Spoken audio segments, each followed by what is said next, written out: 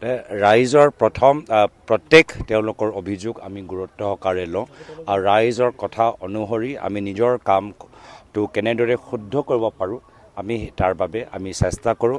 আজি সামাজিক মাধ্যমৰ যুগত টেকন'লজিৰ যুগত মোবাইল টেকন'লজি এপৰ যোগেদি ৱেবছাইট যোগেদি আমি বিভিন্ন সমৰ্থকসকলৰ লগত লৈ অনুৰাগীসকলক লগত লৈ আমি কেনেদৰে ৰাইজৰ ওচৰত আমি কিমান ওচৰলৈ যাব পাৰোঁ সেয়া আমাৰো চেষ্টা থাকে। ময়ো যিমান সময় আমি দিবলৈ বিচাৰোঁ নিজৰ সমষ্টিৰ ভিতৰত ময়ো লৈ সন্তুষ্ট নহয়। বিভিন্ন সময়ত মই দলৰ নেতৃত্বক যোৱা বছৰৰ পৰাই কৈ আছোঁ যে মোক বিভিন্ন দায়িত্ব মোক নিদিব, মই অসমৰ ভিতৰত বেছি সময় মই দিবলৈ বিচাৰোঁ। তথাপিও দলৰ নিৰ্দেশখিনি মোক মানিব লাগিব আৰু নিৰ্দেশ অনুসৰি মই কামখিনি কৰি যাম। কিন্তু আমিও সন্তুষ্ট নহয় যে কিমান আমি সময় পাইছোঁ। আমিতো বিচাৰিছোঁ যে দিনত 30 ঘণ্টা থাকিব লাগে, তেতিয়া আমি বিভিন্ন ঠাইত আমি যাব পাৰিম।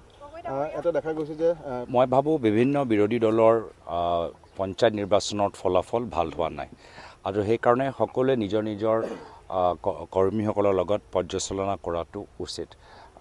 যিদৰে আমি আশা কৰিছিলোঁ বিভিন্ন বিৰোধী দলৰ আমি গম পাইছোঁ তেওঁলোকৰ নেতৃত্বৰ পৰা যি কথাবোৰ তেওঁলোকে মিডিয়াৰ সন্মুখত প্ৰকাশ কৰিছে বা যি ধৰণৰ বৈঠক ভিতৰত ভাগ লৈছে যে সকলোৱে পৰ্যালোচনা কৰি আছে, আমিও পৰ্যালোচনা কৰি আছোঁ। আৰু বিৰোধী মঞ্চৰ ভিতৰত কংগ্ৰেছ দলহে আটাইতকৈ শক্তিশালী আৰু যদি আমি বিৰোধী মঞ্চটো আমি শক্তিশালী কৰিবলৈ বিচাৰোঁ তেতিয়া প্ৰথমে কংগ্ৰেছ দলটোক নিজকে শক্তিশালী কৰিব লাগিব। যিখিনি আমাৰ অভাৱ আমি যোৱা পঞ্চায়ত নিৰ্বাচনত গম পালোঁ সেইখিনি অভাৱ আমি প্ৰথমতে পূৰণ কৰিব লাগিব। আমি বিভিন্ন ঠাইত আমি দেখা পাইছোঁ, খালি ইয়াত নহয়। যদি আপোনালোকে শিৱসাগৰ অন্য ঠাইলৈ যায় তাতো মিউনিচিপেল কৰ্পৰেশ্যনে যিদৰে মেৰামতি কৰিব লাগে, যি ধৰণৰ এটা সৌন্দৰ্য এটা পৰিস্থিতি জীয়াই ৰাখিব পাৰে তেওঁলোকে পাৰা নাই আৰু ইয়াতো নহয় বিভিন্ন ঠাইত আমি দেখা পাইছোঁ। তো আমি বিচাৰোঁ যে বাহিৰৰ পৰ্যটকসকল ইয়াত আহক, আমি বিচাৰোঁ আন্তঃৰাষ্ট্ৰীয় পৰ্যটকসকল আহক, কিন্তু আমি কি দেখাবলৈ বিচাৰোঁ যে আমি আজি ইয়াত শ্বহীদ পিয়লি ফুকনৰ আজি এই পাৰ্কটো আমি ভালকৈ ৰাখিব পৰা নাই। আজি কি দেখাবলৈ বিচাৰোঁ আমি যে আমি এটা ঘাঁহটো আমি সময়মতে কাটিব নোৱাৰোঁ। এইটোৱে হ'ল চৰকাৰৰ ব্যৰ্থতা।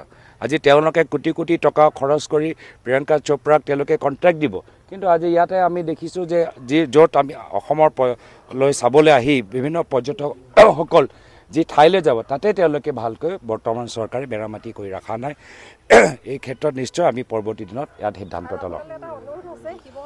আমি প্ৰত্যেকখিনি কথা গুৰুত্ব সহকাৰে লৈ আমি দলৰ বিভিন্ন আমাৰ স্থানীয় নেতৃবৃন্দসকলৰ লগত এই বিষয়ৰ ওপৰত আলোচনা কৰিম।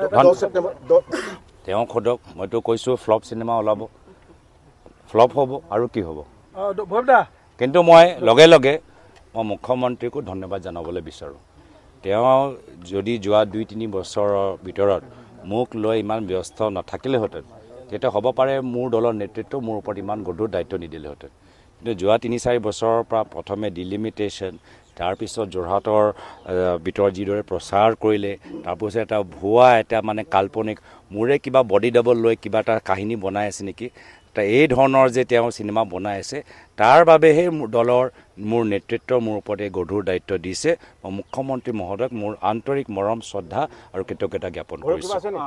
মই প্ৰথমতে উত্তৰ পূৰ্বাঞ্চলৰ এজন প্ৰতিনিধি হিচাপে দিল্লীত কেন্দ্ৰীয় চৰকাৰৰ সন্মুখত সদায় আমাৰ উত্তৰ পূৰ্বাঞ্চলৰ যে ইতিহাস, স্বাধীনতা সংগ্ৰামৰ যে আমাৰ গুৰুত্বপূৰ্ণ ভূমিকা, উত্তৰ পূৰ্বাঞ্চলৰ ভিতৰত বিভিন্ন ৰাজ্যত যে আমাৰ শ্বহীদ দেশপ্ৰেমী আমাৰ নাগৰিক আছে, এইখিনি কথা বাৰম্বাৰ মই উত্থাপন কৰিছোঁ যে কিতাপৰ ভিতৰত, শিক্ষাৰ কিতাপৰ ভিতৰত, কাৰিকুলামৰ ভিতৰত বহুতখিনি সাল সলনি কৰিবলগীয়া আছে।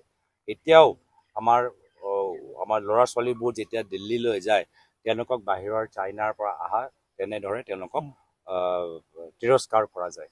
আৰু সেইকাৰণে অলপ দিন আগতে মই প্ৰধানমন্ত্ৰী মোদী ডাঙৰীয়া এটা বাৰ্তাকো মই অলপ সমালোচনাহে কৰিলোঁ, যিহেতু তেওঁ চাইনা সম্পৰ্কত কথা কোৱাতকৈ চাইনিজ মানুহৰ চকু কেনেদৰে তাৰ ওপৰত তেওঁ হাঁহি মুখেৰে কথাবোৰ পাতি আছিলে। কিন্তু মই তেওঁক অৱগত কৰালোঁ যে একেহে চকুৰ ওপৰত আমাৰ ল'ৰা ছোৱালীবোৰ যেতিয়া দিল্লীলৈ যায় তেওঁলোকৰ চকুৰ শ্বেপ, চকুৰ ধাৰণাৰ ওপৰত তেওঁলোকক তিৰস্কাৰ কৰা যায়।